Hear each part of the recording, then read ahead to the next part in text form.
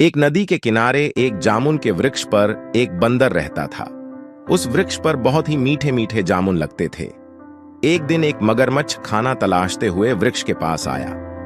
बंदर ने उससे पूछा तो उसने अपने आने की वजह बताई। एक दिन एक मगरमच्छ खाना तलाशते हुए वृक्ष के पास आया। बंदर ने उससे पूछा तो उसने अपने आने की वजह बताई।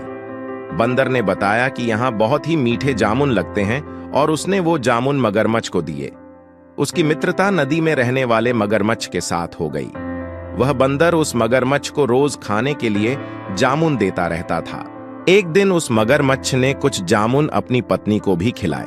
स्वादिष्ट जामुन खाने के बाद उसने यह सोचकर कि रोजाना ऐसे मीठे फल खाने वाले का दिल भी खूब मीठा होगा, उसने अपने पति से कहा कि उसे उस बंदर का दिल चाहिए और वो इसी जिद पर अड़ियच गई।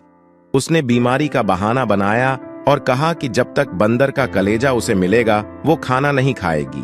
पत्नी की जिद से मजबूर हुए मगरमच्छ ने एक चाल चली और बंदर से कहा कि उसकी भाभी उसे मिलना चाहती है।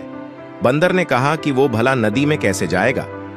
मगरमच्छ ने उपाय सुझाया कि वह उसकी पीठ पर बैठ जाए ताकि सुरक्षित उसके घर पहुंच जाए। बंदर भी अपने मित्र की बात का भरोसा कर वृक्ष से नदी में कूदा और उसकी पीठ पर सवार हो गया। जब वे नदी के बीचों बीच पहुंचे, मगरमच्छ ने सोचा कि अब बंदर को सही बात बताने में कोई हानि नहीं और उसने भेद खोल दिया कि उसकी पत्नी उसका दिल खाना चाहती है। बंदर का दिल टूट गया। उसको धक्का तो लगा लेकिन उसने अपना धैर्य नहीं खोया। बंदर तपाक से बोला, ओह मेरे मित्र, तुमने यह बात मुझे पहले क्यों नहीं बताई, क्योंकि मैंने तो अपना दिल जामुन के पेट डीएच में संभाल कर रखा है। अब जल्दी से मुझे वापस नदी के किनारे ले चलो ताकि मैं अपना दिल लाकर अपनी भाभी को उपहार में देकर उसे खुश कर सकूं।